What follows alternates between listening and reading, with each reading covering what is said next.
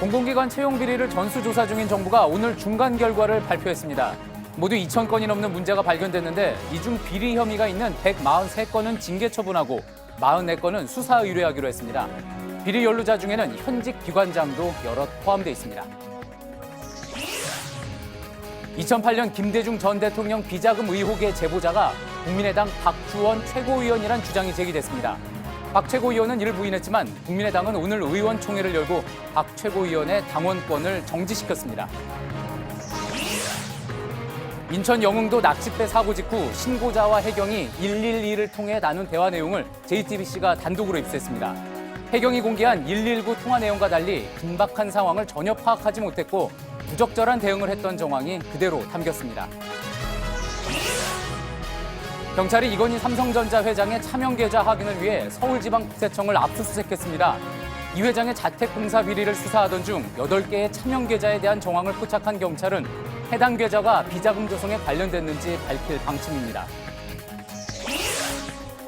박근혜 정부 청와대 정무수석실이 세월호 다이빙벨 이슈에 대응하기 위해 미디어워치 등 특정 매체를 동원한 정황이 드러났습니다.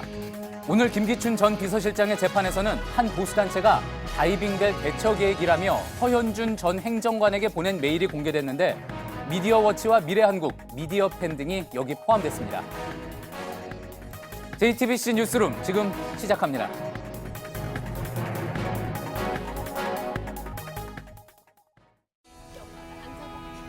마스크가 필요 없는 세상으로. 내일을 바꾸는 현대 수소전기차. 오늘 정부가 발표한 공공기관 채용비리 중간조사 결과 180건 이상의 비리가 적발됐습니다. 그런데 이건 중앙부처 산하기관에서만 나온 숫자이고 지자체 산하나 시중은행까지 조사한 결과는 더 충격적일 거란 얘기가 나옵니다. 공공기관은 취업준비생에겐 그야말로 꿈의 직장입니다. 취준생 10명 중 4명이 가장 취업하고 싶은 곳으로 꼽았고 최근 한 광역지자체가 실시한 공공기관의 통합공채 경쟁률은 무려 61대 1이었습니다. 바늘구멍이던 취업문은 누군가에게 너무 쉽게 열렸습니다. 청년층의 분노는 더 커질 수밖에 없는 상황입니다. 하지만 정부는 비리기관이나 연루자의 실명을 공개하지 않기로 해 채용비리 척결 의지가 약한 것 아니냐는 비판도 나옵니다. 먼저 송지혜 기자의 보도입니다. 정부가 공공기관 채용 과정을 전수조사하기 시작한 건 지난 10월 중순부터였습니다. 현재까지 275개 기관에 지난 5년간 채용 과정을 살폈는데 불과 한 달 반 만에 2,000건 넘는 문제가 수면 위로 드러났습니다. 상당수는 채용 절차상의 흠결이거나 제도적으로 보완될 사안들이었으나 부정지시나 청탁, 서류 조작 등 채용 비리 혐의가 높은 사례도 다수 발견되어 위원 구성이 부적절한 경우가 가장 많았고 부당한 평가 기준을 적용하거나 선발 인원을 임으로 바꾼 사례도 있었습니다. 서류 조작이나 부정지시 등 채용 비리가 의심되는 143건에 대해선 징계 절차에 착수했습니다. 또 금품 수수나 청탁 금지법 위반 등의 혐의가 있는 44건은 수사 의뢰했습니다. 특히 전현직 기관장이 직접 개입한 것으로 의심되는 사례도 다수 발견돼 수사 결과에 따라 파장이 커질 것으로 보입니다. 다만 정부는 조사가 진행 중이고 수사 의뢰된 사안이라는 점을 들어 오늘은 해당 기관과 연루자 이름을 밝히진 않았습니다. 정부는 오늘 중간 발표에 이어 문제가 심각해 보이는 19개 기관을 추려 오는 22일까지 별도로 심층 조사를 할 계획입니다. 또 이달 말까지 지방 공공기관 800여 곳에 대한 조사까지 마무리되면 이를 종합해 제도 개선 방안을 발표할 방침입니다. JTBC 송지혜입니다. 이번에 적발된 공공기관 채용 비리는 그야말로 천태만상이었습니다. 특정인을 뽑아주려고 사적인 모임 친구가 면접관으로 나서거나 또 채용 도중에 선발 인원을 고무줄처럼 늘린 사례도 있었습니다. 강나연 기자입니다. 지난 2014년 한 공공기관의 면접 자리. 면접관 5명 가운데 3명이 특정 응시자와 같은 사적 모임 회원이었습니다. 역시 모임 회원인 해당 기관장은 별다른 절차 없이 이 사람을 뽑았습니다. 이번에 적발된 공공기관 상당수에선 채용 절차는 허울에 불과했습니다. 면접관도 아닌 사람이 마음대로 면접장에 들어와 2명 가운데 1명에게 질문을 던지더니 질문받은 사람만 최종 합격시키기도 했습니다. 특정한 사람을 뽑아주려고 정해진 규칙도 마음대로 바꿨습니다. 한 공공기관에선 최종 선발 인원의 5배 정도만 서류에서 뽑기로 돼 있었지만 이에 들지 못한 특정인을 합격시키기 위해 이 수를 30배, 나중엔 45배까지 늘렸습니다. 모집 공고도 제대로 내지 않았습니다. 경영정보 공개 시스템을 통해 공시하여하나 자체 홈페이지만 공고한 이후 기관 내 전직 고위직이 추천한 특정인을 채용한 행위가 적발되었습니다. 이 같은 부정합격자에 대한 채용을 취소하는 건 현행법에선 불가능합니다. 각 기관별 내규나 채용 공고문에 관련 규정이 있으면 취소를 할 수는 있지만 그렇지 않은 곳은 자체 논의가 필요한 상황입니다. 불합격 처리된 사람에 대한 구제 방안, 이게 이제 관계 기관들의 자체의 인사 규정 이런 것들과 또 연관이 되어 있습니다. 그래서 심층 검토가 현재 진행 중에 있습니다. 현재 국회에선 채용 비리로 합격하거나 승진한 사람에게 불이익을 주거나 취소 조치를 할 수 있게끔 관련 법 개정안이 통과를 기다리고 있습니다. JTBC 강나현입니다. 이번 공공기관 채용비리 조사 소식에 가장 분노하는 사람들은 당연히 이 공기업이나 공공기관 취업을 준비했던 청년들입니다. 특히 오늘 조사에서 해당 기업과 기관 이름이 공개되지가 않았죠. 특혜 채용을 해온 공기업이 최소한 어디인지라도 밝혀야 한다는 목소리가 나옵니다. 서효정 기자입니다. 여느 때와 같이 자리에 앉아 있지만 오늘은 공부가 손에 잘 잡히지 않습니다. 올해 내내 공기업 준비에 매달려온 이승현 씨는 박탈감과 허탈함을 토로했습니다.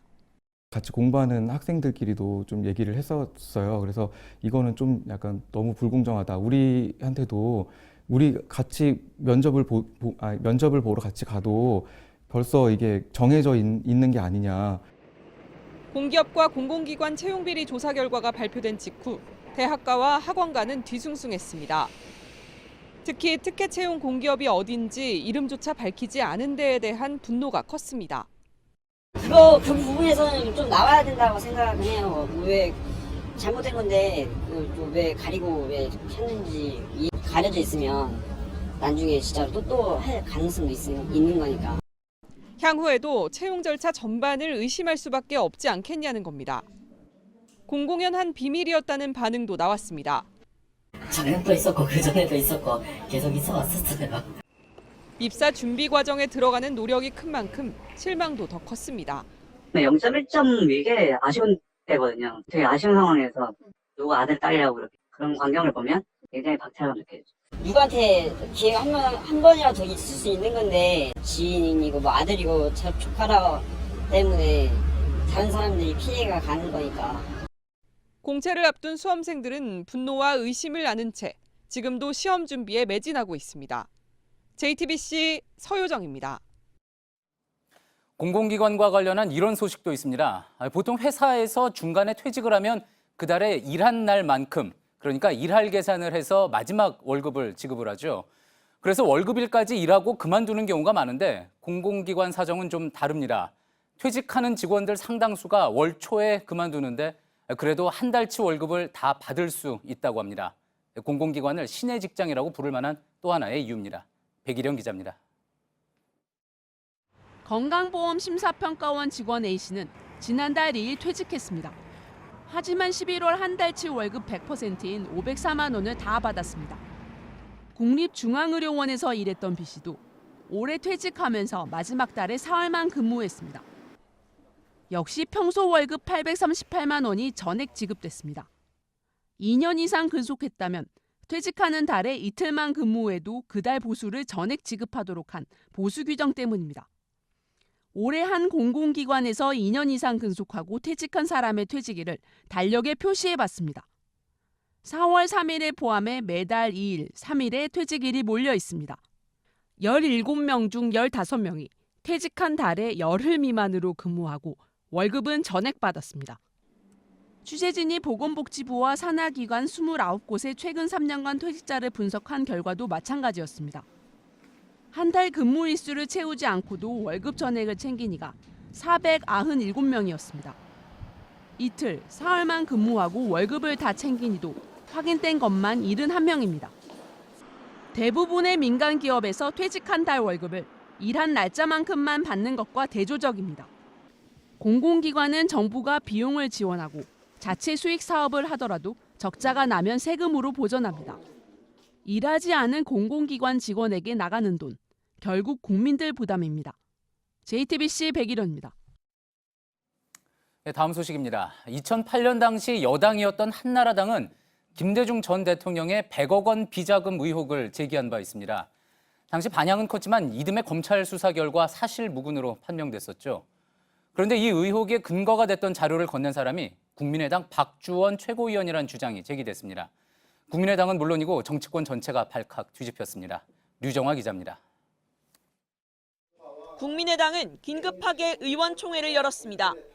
이 자리에서 당은 진상규명 작업을 한다는 방침을 세웠지만 그에 앞서 일단 박주원 최고위원의 당원권부터 정지시켰습니다.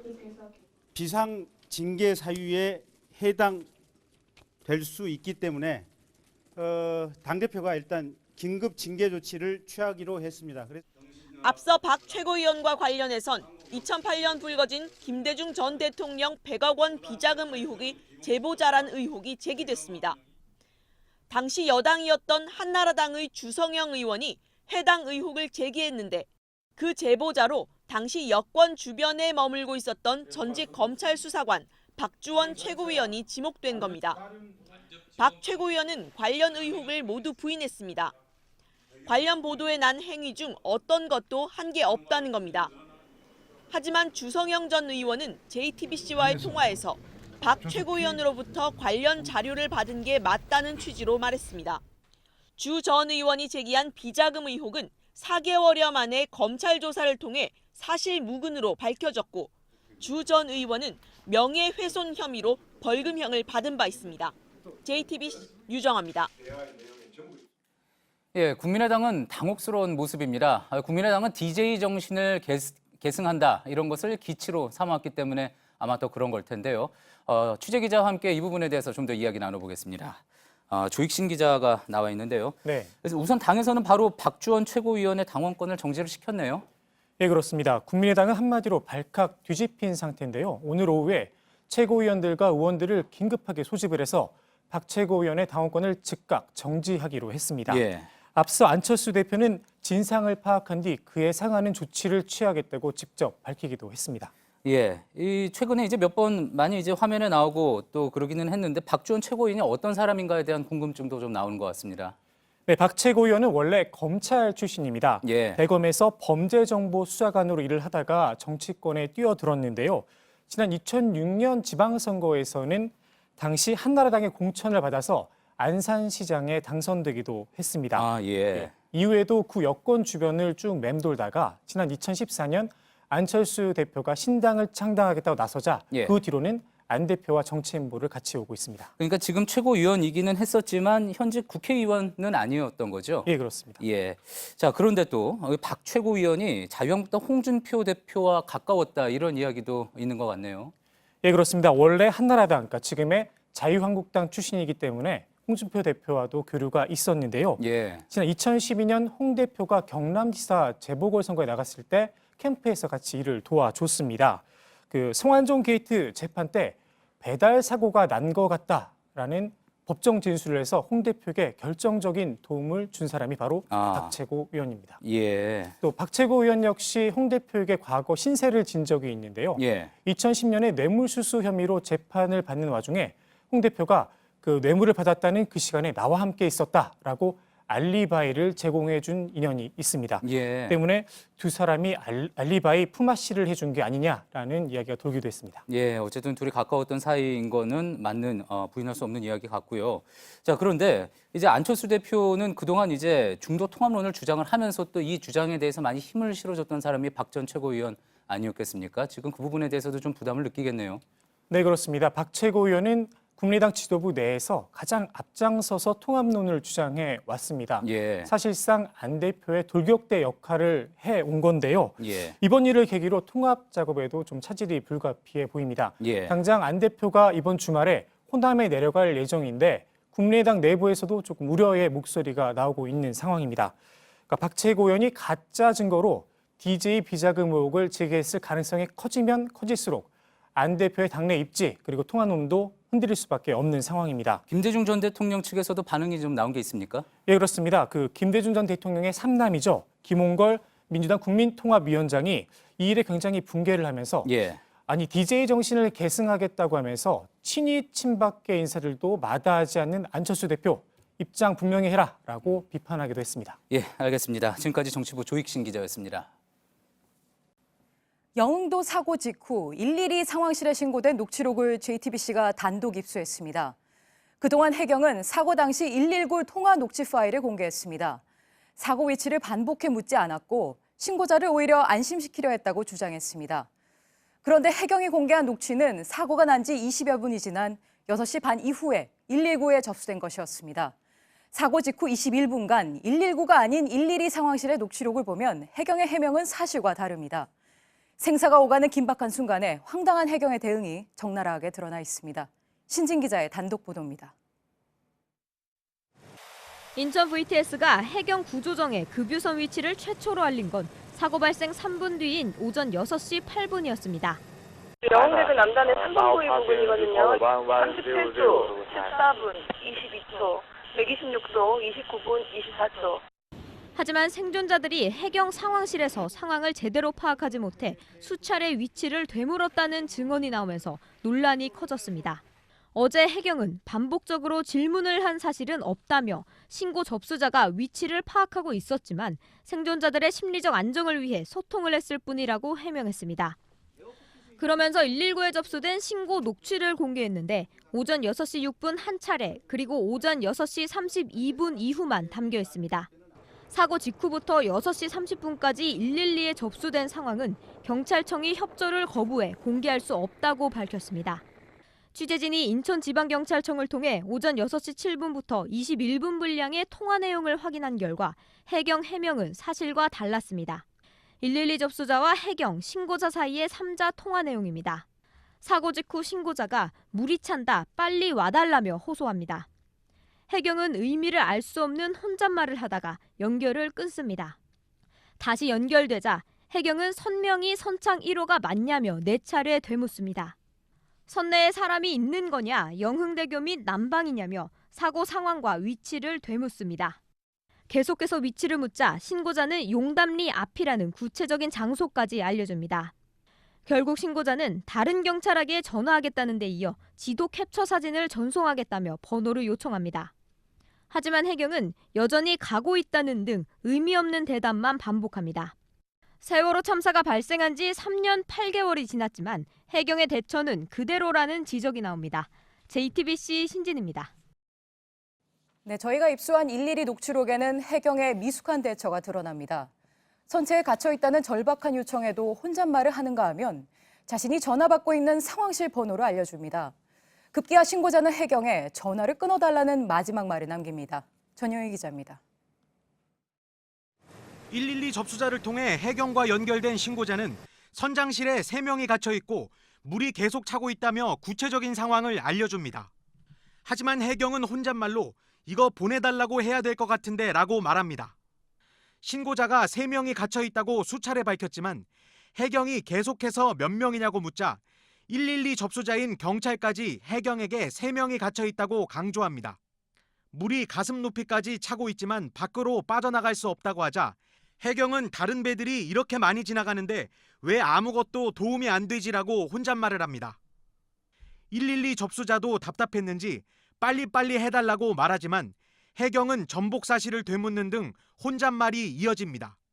시간이 흐를수록 생존자 마음은 타들어갑니다. 구해달라는 절박한 호소에도 가고 있다는 대답만 돌아오자 생존자는 해경에게 해경 직통번호를 묻습니다. 저체온증의 우려가 있는 차가운 바다 속에서 어떻게 행동하셔야 되는지 이런 부분들이 해경이라면 당연히 준비가 되어 있어야 하고 결국 생존자는 해경에게 전화 끊어봐요 아저씨라고 마지막으로 말한 뒤 어떻게 해야 해 라며 통화를 마쳤습니다. JTBC 전영입니다. 방금 보도해드린 112 녹취록 전문은 JTBC 홈페이지와 페이스북 소셜스토리에 공개할 예정입니다. 오늘 김기춘 전 비서실장과 조윤선 전 정무수석의 블랙리스트 재판이 열렸습니다. 여기서 박근혜 정부 당시 청와대 정무수석실이 다이빙벨 이슈에 대응하기 위해 미디어워치 같은 특정 매체를 동원한 정황이 드러났습니다. 이런 내용을 담은 허현준 전 청와대 행정관의 이메일이 공개된 건데 실제 여기에 언급된 매체들은 다이빙벨의 비판적인 기사를 잇따라 보도했습니다. 김필준 기자입니다. 오늘 김기춘 전 비서실장과 조윤선 전 정무수석의 항소심 재판에서 특검은 허현준 전 행정관이 차세대문화연대 최공재 대표와 나눈 이메일을 공개했습니다. 차세대문화연대는 이른바 화이트리스트 단체 중 하나로 검찰 수사에서 허 전 행정관을 통해 특혜를 받았다는 정황이 파악되기도 했습니다. 최 대표는 제19회 부산국제영화제를 하루 앞둔 2014년 10월 1일 허 전 행정관에게 다이빙벨 대처 계획이라는 제목의 메일을 보냅니다. 메일에는 대응 방안으로 1. 언론, 2. 온라인 감사평, 3. 추가 논의가 적혀 있고 미디어워치와 미래한국, 미디어팬 등의 언론단체가 적혀 있습니다. 당시 박근혜 정부의 청와대는 부산국제영화제에서 다이빙벨이 상영되는 것에 거부감을 보이고 있었습니다. 실제로 최 대표가 메일을 보낸 당일 미디어워치는 다이빙벨 기자 논문 표절 공개한다는 제목의 기사를 내보냅니다. 사흘 뒤 미디어워치는 하태경 의원의 말을 인용해 다이빙벨 옹호 영화인들 철저히 위선적이라는 내용의 기사를 추가로 작성합니다. 미디어워치뿐만 아니라 메일에 적혀있던 다른 언론 단체들도 다이빙벨을 비판하는 기사를 내보냈습니다. JTBC 김필주입니다. 한편 김기춘 전 청와대 비서실장과 조윤선 전 정무수석에 대한 블랙리스트 항소심 재판에서는 이른바 청와대 캐비닛 문건도 증거로 채택됐습니다. 앞서 특검은 청와대 제2부속 비서관실에서 발견된 대통령 주재 수석비서관 회의 등 문건 4본을 증거로 제출한 바 있습니다.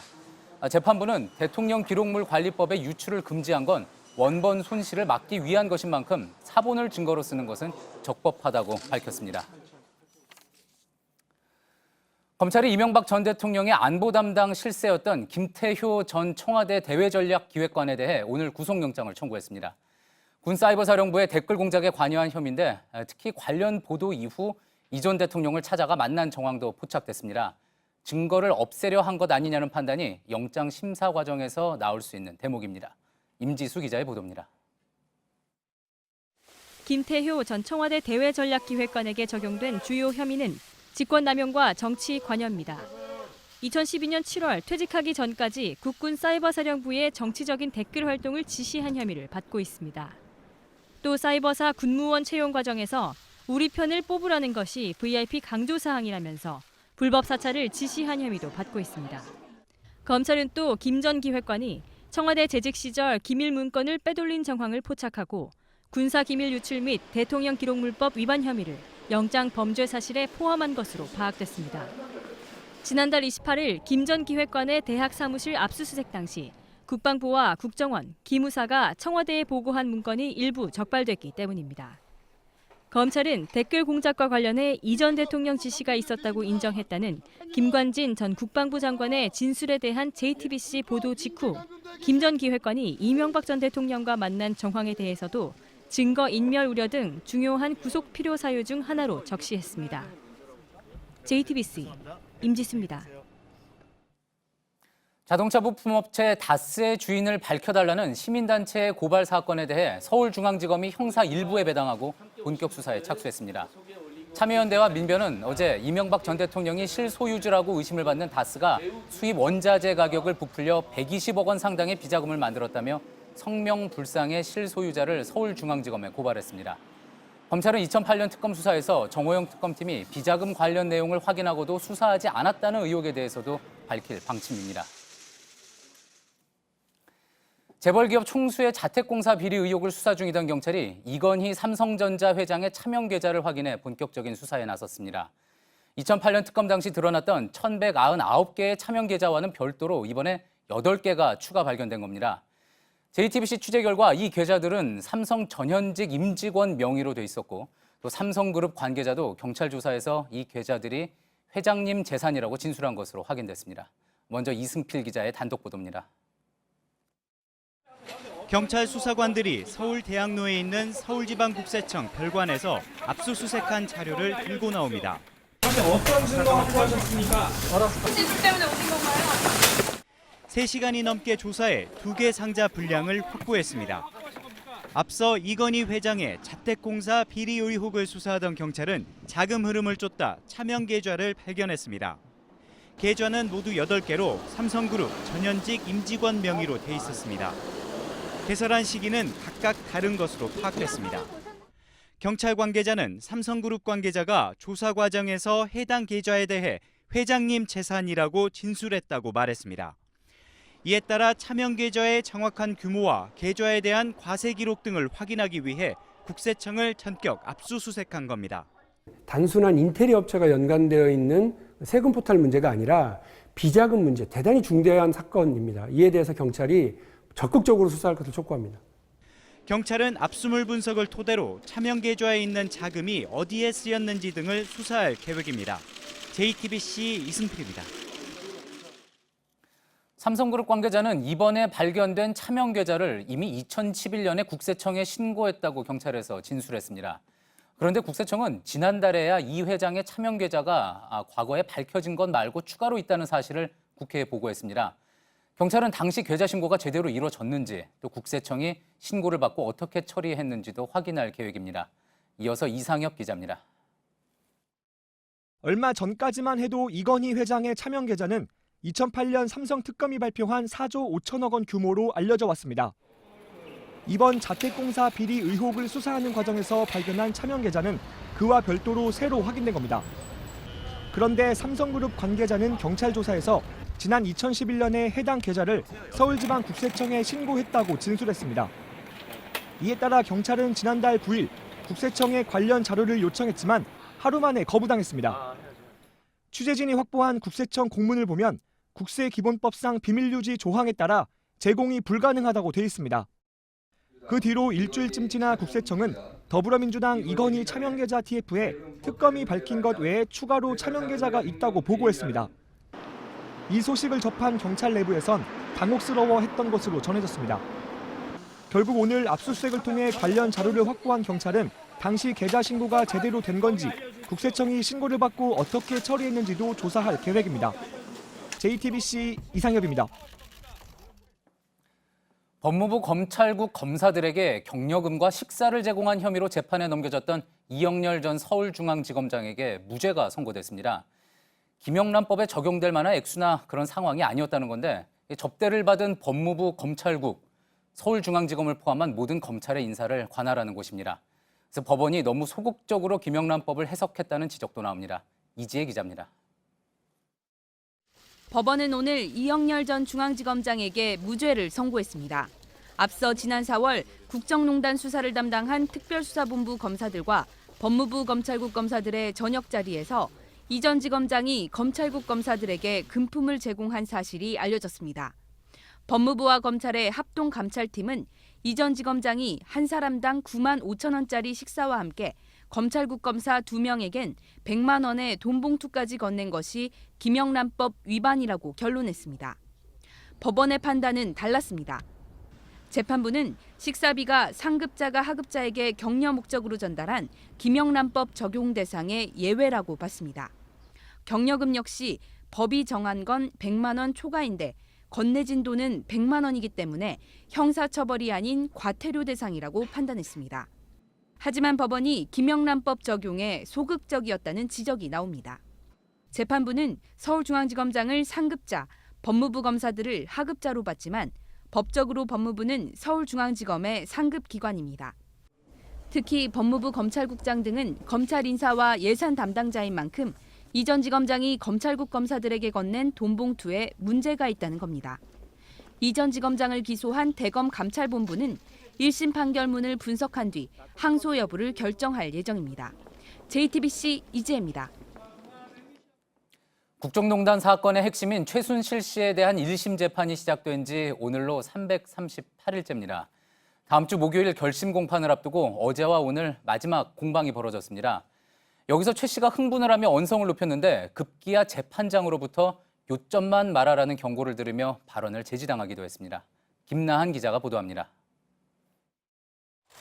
피고인석에서 발언권을 얻은 최 씨의 언성이 높아졌습니다.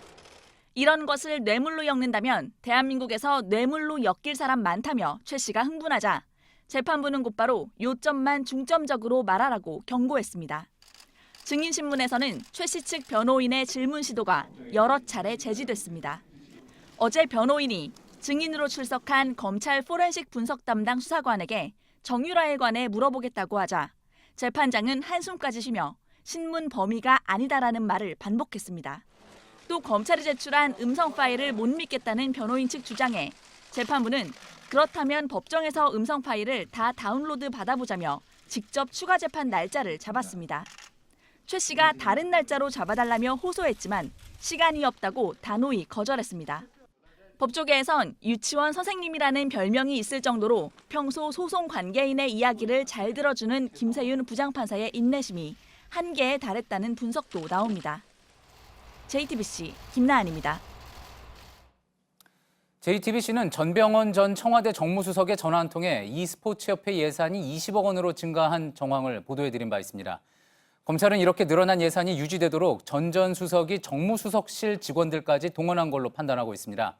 오늘 청구한 두 번째 구속영장에 직권남용 혐의를 추가했습니다. 한민용 기자입니다. 전병헌 전 정무수석은 청와대에 재직하던 지난 7월 기재부 예산심의관에게 전화를 걸어 e스포츠협회에 예산 20억 원을 증액하라고 요구했습니다. 전 전 수석은 이후 정무수석실 직원들에게도 예산 증액이 이뤄질 수 있도록 관리하란 지시도 내렸던 것으로 조사됐습니다. 당초 문체부가 신청했던 관련 예산 5억 원이 기재부에서 전액 삭감된 뒤였습니다. 검찰 조사에서 정무수석실 직원들은 전 수석으로부터 협회 예산 증액분이 한 푼도 깎이지 않도록 관리하란 지시를 받았다고 진술한 것으로 전해졌습니다.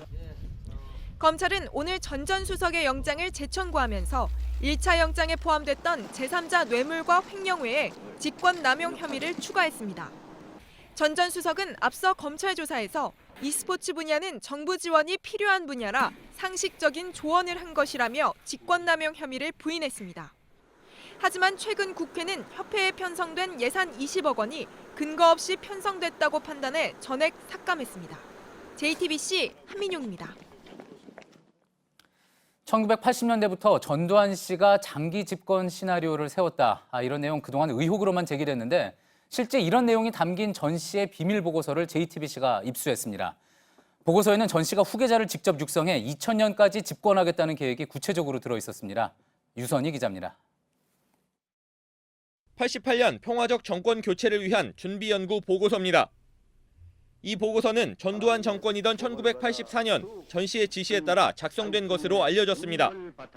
전 씨가 1988년 퇴임 이후 당시 여당인 민정당 총재를 맡아 최소 2000년까지 집권하는 시나리오가 담겨 있습니다. 전 씨는 퇴임 후 민정당 총재를 맡고 후임 대통령은 부총재를 맡아 전 씨가 실권을 쥐는 겁니다. 후계자는 전 씨가 직접 육성하고 선정한다고 돼 있습니다. 후계자의 조건은 전 씨에 대한 충성심이 높지만 야심이 없어야 한다. 학벌 등 배경이 약한 60대 초반이 적절하다고 구체적으로 나타나 있습니다.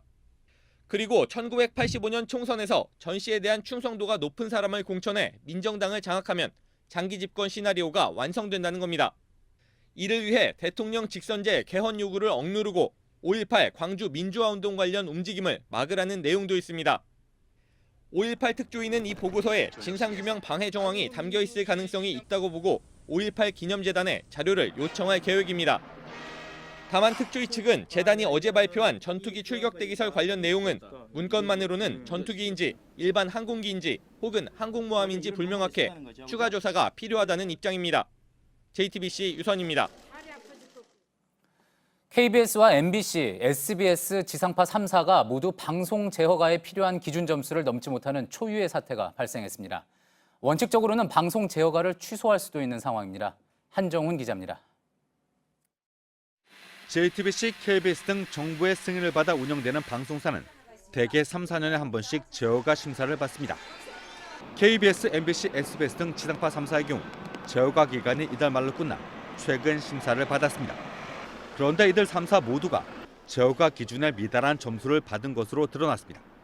확인 결과 SBS는 647점, KBS 1TV와 2TV는 각각 646점과 641점, MBC는 가장 낮은 616점을 기록했습니다. 재허가 기준 점수인 650점을 전부 넘지 못한 건데 방송법에 따라 조건부 제어가 또는 제어가 취소를 할 수 있습니다. 특히 지상파 3사는 평가 항목 중 가장 비중이 높은 방송의 공적 책임, 공정성과 공익성 평가에서 낮은 점수를 받은 것으로 알려졌습니다. 수신료로 운영되는 KBS가 제어가에서 기준점 이하를 받은 건 창사 이래 처음입니다.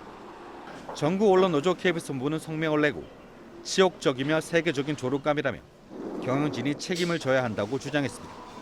방통위는 지상파들로부터 추가 자료를 제출받고 조만간 전체회의에서 최종 결론을 내릴 예정입니다. 일부에선 편성위원회 강화, 이행실적 매년 점검 등 강한 제어가 조건을 붙일 가능성이 높다는 얘기가 나옵니다. JTBC 한종훈입니다. 신세계가 직원들의 근무 시간을 하루 7시간, 주당 35시간으로 줄이기로 했습니다. 국내 대기업 가운데 처음입니다. 근무 시간을 단계적으로 줄이는 데 재계도 동의한 상태라 9to5 제도가 확산할지 주목됩니다. 박영우 기자입니다. 주 35시간 근로제가 시행되면 신세계 직원들은 현재 하루 8시간 근무에서 1시간 줄어든 7시간만 근무합니다. 오전 9시에 출근해 오후 5시에 퇴근하는 겁니다.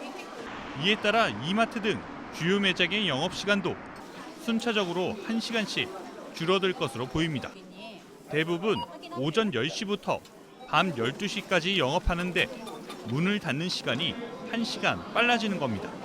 주 35시간 근무제는 유럽 일부 기업에서는 시행하고 있는데 국내 대기업 가운데선 첫 사례입니다.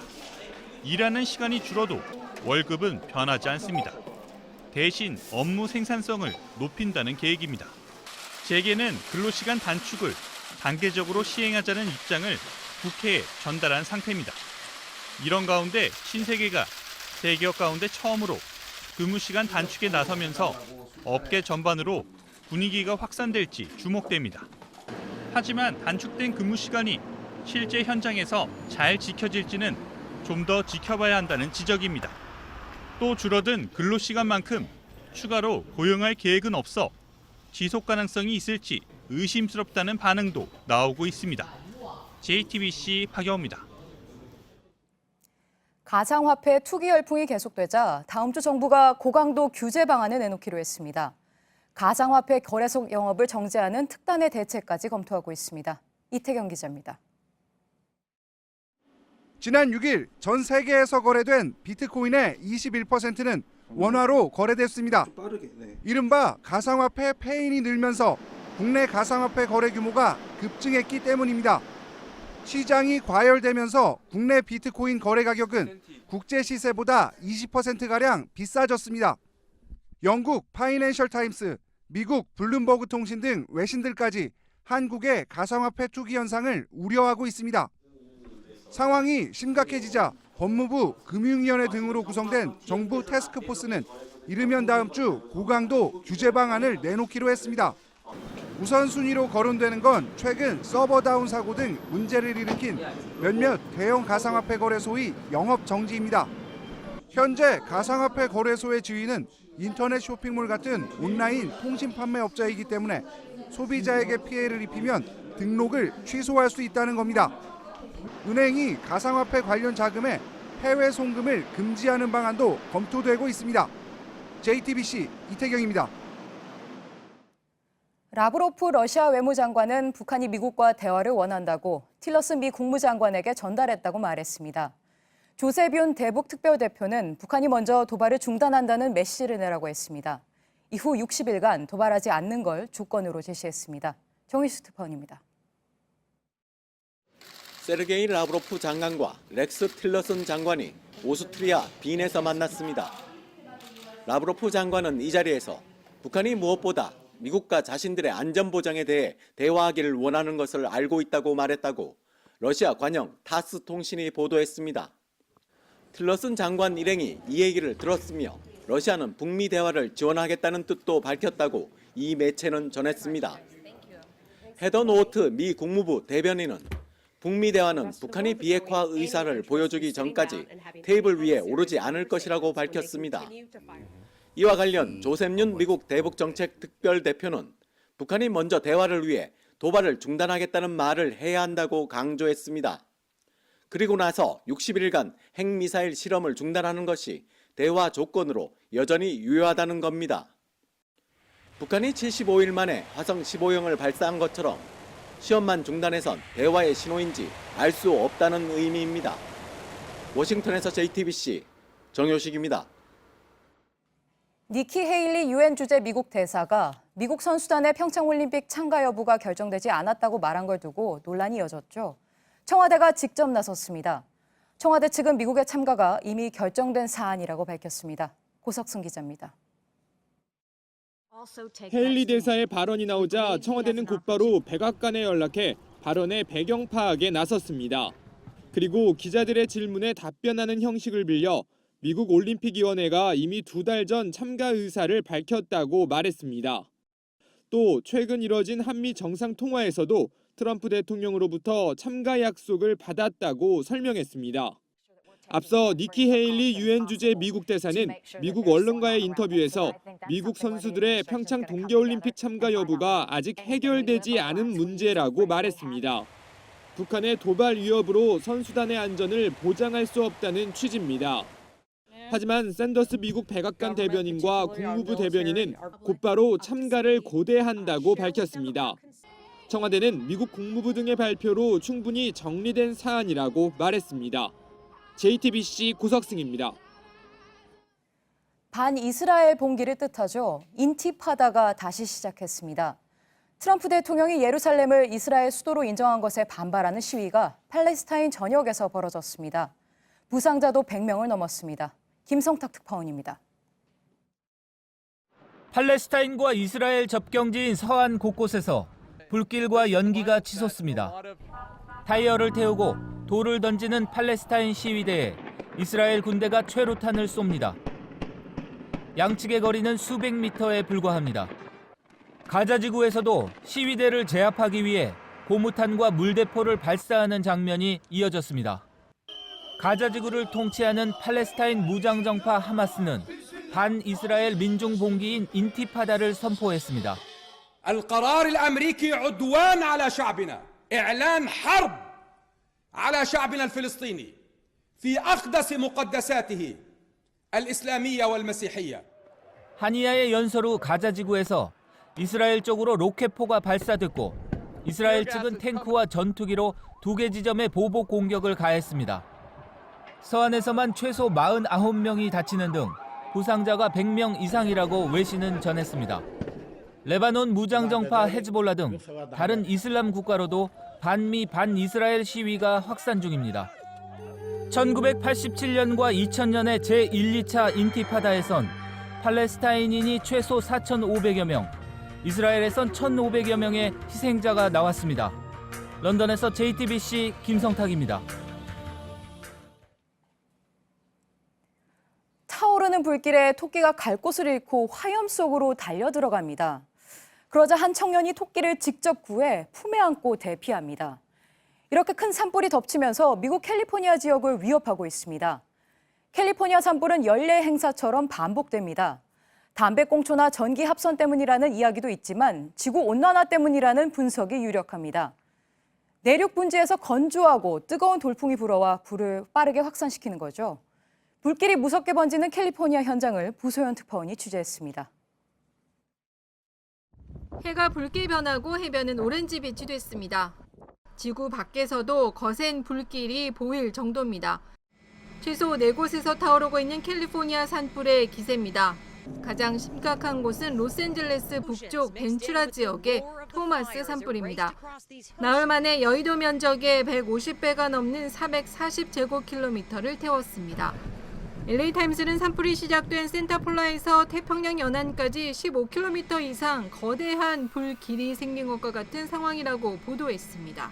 시속 130km의 강풍을 타고 번지는 불길에 20만 명 이상이 대피했습니다. UCLA는 수업을 취소했습니다. 게티센터로 들어가는 입구입니다. 다행히 바람이 반대 방향으로 불면서 화는 면했지만 바람의 방향을 예측할 수 없는 상황이라 위험은 여전히 남아 있습니다. 이 지역 700가구 주민이 대피한 가운데 페리스 힐튼, 기네스 펠트로 등 할리우드 스타들도 소셜미디어를 통해 대피 소식을 알렸습니다. 기상학자들은 올 가을까지 이어진 폭염 현상이 산불을 키웠다고 설명했습니다. 해수 온도가 올라가면서 형성된 강한 고기압이 시속 100km를 넘나드는 센타에나 강풍으로 이어졌다는 분석입니다. 로스앤젤레스에서 JTBC 구소연입니다. 일제강점기에 조선인 노동자들이 강제징용된 하시마, 군함도에 대한 일본 도발이 노골화하고 있습니다. 강제 노동은 없었다는 일본인 발언을 증언 형태로 공개하는 걸 일본 정부가 검토하고 있습니다. 윤서령 특파원입니다. 10時間労働というのはね、日本のにも一緒なんですよ。全てを朝鮮人に任せるということはまずないな。 지난 10월 군함도에 살았다는 일본인들이 중심이 돼 제작한 동영상입니다. 잊지도 않은 피해를 입었다고 세계를 향해 주장하는데 저희들은 더 이상 좌시하지 않겠습니다. 3분 남짓 길이의 이 동영상은 한국어와 일본어, 영어로도 제작됐습니다. 일본 정부는 이 같은 주민들의 이야기를 증언 형태로 공개할 것이라고 교도통신이 보도했습니다. 일본은 2년 전 유네스코 세계유산 등재 심사 당시 조선인 강제징용 사실을 세계에 알리겠다고 약속했습니다. 군함도에서 1200km 떨어진 도쿄에 정보센터를 세우겠다고 한 데 이어 잇따라 꼼수를 부리는 겁니다. 사람 취급도 못 받는 그런 형편에서 끌려간 사람들인데 그럼 저희 나라 사람들한테 힘든 일 시키고 한국 사람한테 편한 일 시키겠어요? 세계유산 등재를 추진해온 산업유산 국민회의 측은 이달 중으로 더 많은 증언을 공개하겠다는 입장입니다. 하지만 조선인 노동자의 증언은 없다고 JTBC 취재진에 밝혔습니다. 도쿄에서 JTBC 윤서령입니다. 미공개 내부 정보로 주식을 미리 팔아 11억 원의 손실을 피한 혐의를 받은 최은영 전 한진해운 회장이 실형을 받았습니다. 서울 남부지법은 최 전 회장이 시장의 투명성을 훼손했다며 징역 1년 6개월과 벌금 12억 원을 선고하고 법정 구속했습니다. 오늘 새벽 5시 50분쯤 경기도 시흥시 옥구 고가차도에서 차량 3대가 충돌해 SUV 운전자가 숨지고 4명이 다쳤습니다. 경찰은 SUV 차량이 내리막길에 달리다 도로가 미끄러워 중앙선을 넘으면서 마주오던 차들과 부딪힌 것으로 보고 있습니다. 버스기사가 쓰러진 승객의 팔다리를 주무르며 심폐소생술을 합니다. 지난달 14일 오전 8시쯤 대전의 시내버스 안에서 20대 남성이 호흡 곤란으로 쓰러지자 기사 전덕성 씨가 응급조치를 하는 모습입니다. 그 덕분에 119가 도착하기 전에 남성은 의식을 되찾았습니다. 강원도를 중심으로 독감 바이러스가 빠르게 확산하고 있습니다. 원주와 춘천에 이어 홍천에도 독감 학교 유행 경보가 내려졌습니다. 강원도에서만 325명의 학생이 독감에 걸려 281명이 등교 중지 조치가 됐습니다.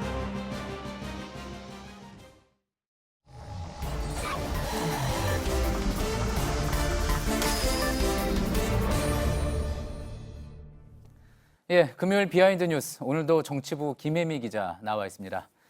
김 기자, 첫 번째 키워드부터 볼까요? 네, 첫 번째 키워드 가족도 온다입니다. 예. 미국 선수단이 평창 올림픽에 오느냐 마느냐 이걸 놓고 논란이 좀 있었는데요. 앞서 리포트에서 보신 것처럼 미국 참여를 청와대에서 재확인했습니다. 예. 북한도 아니고 그런데 미국이 이렇게 참여 여부가 논란이 된 건 좀 이례적인 일입니다. 그러네요. 이게 문제가 될 거라고는 사실 생각도 못했었는데 이게 헤일리 미국 유엔 주재 대사가 이와 관련된 발언을 하면서 논란이 됐던 거였죠. 그러니까 아마 이제 국제사회에서는 이런 불안감이 도미노처럼 커질까 뭐 이런 우려도 나오는 것 같습니다. 네, 그렇습니다. 그리고 저희가 청와대 취재를 좀 해봤더니요. 예. 트럼프 대통령 확약까지 해준 걸로 확인이 됐습니다. 지난 11월에요. 트럼프 대통령이 방한을 했을 당시에 문 대통령이 트럼프 대통령에게 평창올림픽에 와달라 이렇게 공식적으로 요청을 했군요. 네, 하자. 예. 뭐라고 얘기를 했냐면요. 트럼프 대통령이 평창 겨울올림픽에 내가 가긴 힘들 수도 있으니까 가족이라도 보내겠다 이렇게 말했다고 청와대 관계자가 전했습니다. 예, 가족을 보낸다는 거, 아끼는 가족을 보낸다는 거 그만큼 이제 안전에 대해서는 걱정을 하지 않는다 뭐 이런 메시지라고도 해석을 할 수 있을 것 같은데. 네, 그렇죠. 예. 가족을 이야기했는데 누구를 콕 집어서 이야기를 했습니까? 아니요, 그건 말하지 않았습니다. 그래서 저희가 누가 될까 한번 찾아봤는데요. 예. 보시면 트럼프의 가족이 이렇게나 많습니다. 아, 예. 아시다시피 3번 결혼을 했기 때문인데요. 그런데 공식 활동을 하는 사람은 주로 이제 맞사위인 제러드 쿠슈너 백악관 선임 고문 그리고 예. 맏딸 이방카입니다. 그래서 만약에 동계올림픽이 온다면 이들이 올 가능성이 좀 크다고 봐야 할 것 같습니다. 예. 사실 이 부부 백악관의 실세로도 불리는데요. 지난 방한 때도 원래 함께 오려고 했었는데 이제 막판에 이방카만 일정이 취소됐습니다. 그렇죠. 일본에는 방문을 했는데 이제 우리는 취소돼서 뭐 그 부분에 대해서도 이야기가 많이 나왔는데 아무래도 이제 관심을 많이 모으는 그런 인물이잖아요, 이방카가. 네, 그렇습니다. 이방카 지난번에요. 일본을 방문했을 때 뭐 언론이고 또 대중들이고 굉장히 큰 관심을 받았습니다. 예. 아마도 이 화려한 외모 또 패션 이런 것들이 영향을 미친 게 아니냐 이런 얘기도 나왔었는데요.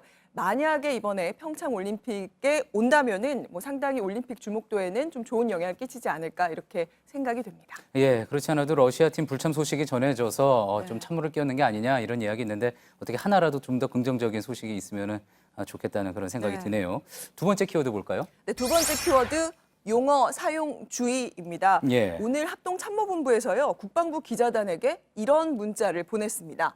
보시면요.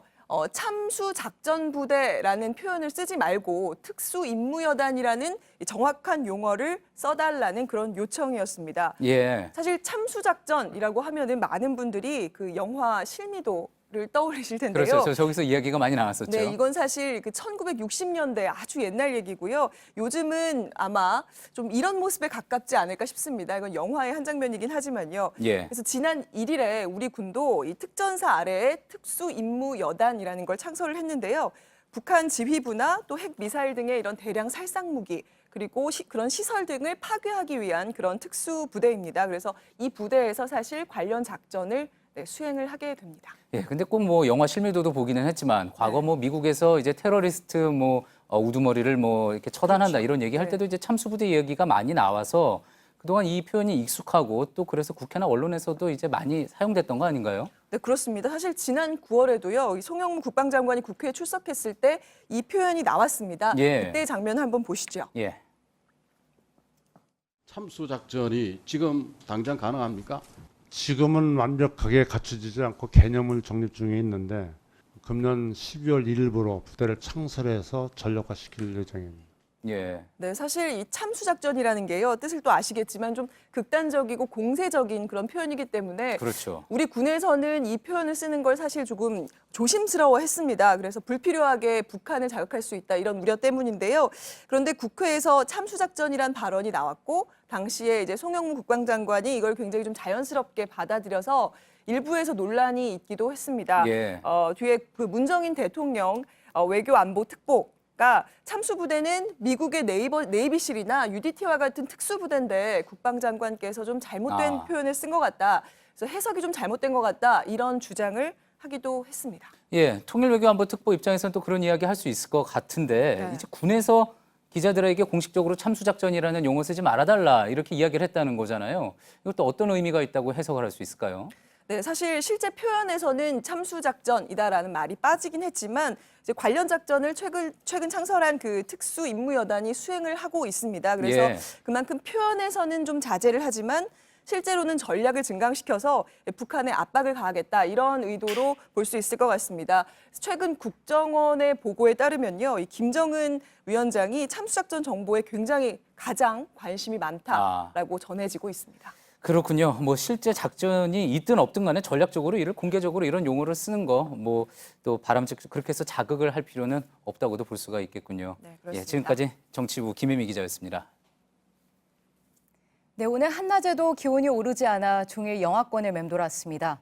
밤새 눈이 쌓이는 곳도 있겠습니다. 변덕스러운 날씨는 이번 주말에도 이어지겠습니다. 박소영 기자입니다. 지난 밤사이 내린 한방눈에 도심은 하얗게 변했습니다. 이른 아침부터 시민들은 쌓인 눈을 치우느라 분주합니다. 오늘 아침까지 전남 목포에 4.8cm, 제주 서귀포에는 8cm의 눈이 쌓였습니다. 추위와 눈이 반가운 곳도 있습니다. 눈바람을 일으키며 은빛 설원이를 질주합니다. 스키를 배우는 아이들은 조심스레 발걸음을 옮겨봅니다. 기온이 뚝 떨어진 오늘 스키장은 평일인데도 이용객들로 북적였습니다. 오늘만큼은 아니지만 내일 아침도 대부분 영하로 내려가겠습니다. 서울 영하 4도, 충주 영하 7도, 철원 영하 9도 등입니다. 서쪽 지역 곳곳에는 밤사이 눈이 내리겠습니다. 충청은 최고 5cm, 전북은 1에서 3cm, 경기 남부는 1cm 내외입니다. 모레 일요일에는 추위가 잠시 누그러지겠습니다. 하지만 북쪽을 지나가는 기압골의 영향으로 전국이 대체로 흐리고 눈이나 비가 오는 곳이 많겠습니다. 하루 주춤했던 한파는 다음 주 초반 다시 한반도를 덮칠 것으로 보입니다. 월요일 서울의 아침 기온이 영하 10도까지 뚝 떨어지겠습니다. 당분간 약한 기압골이 주기적으로 영향을 미치며 불규칙한 날씨가 자주 나타나겠습니다. JTBC 박소연입니다. JTBC의 살충제 계란파동 연속 보도가 올해 헬스기자상 방송부문 수상작으로 선정됐습니다. 헬스커뮤니케이션학회는 지난 8월 살충제 계란파동 때 JTBC의 신속하고 정확한 보도가 국민 건강 증진을 도왔다고 평가했습니다. 예, 오늘 뉴스룸이 끝난 뒤에는 유튜브와 페이스북을 통해 소셜 라이브 프라이데이를 진행합니다. 최근 법조팀에 합류한 이지혜 한민용 기자와 함께 최근 진행되는 주요 검찰 수사와 재판 소식에 대해 좀 더 한 걸음 들어간 이야기 전해드리겠습니다. 네, 오늘 준비한 소식은 여기까지입니다. 시청해주신 여러분 고맙습니다.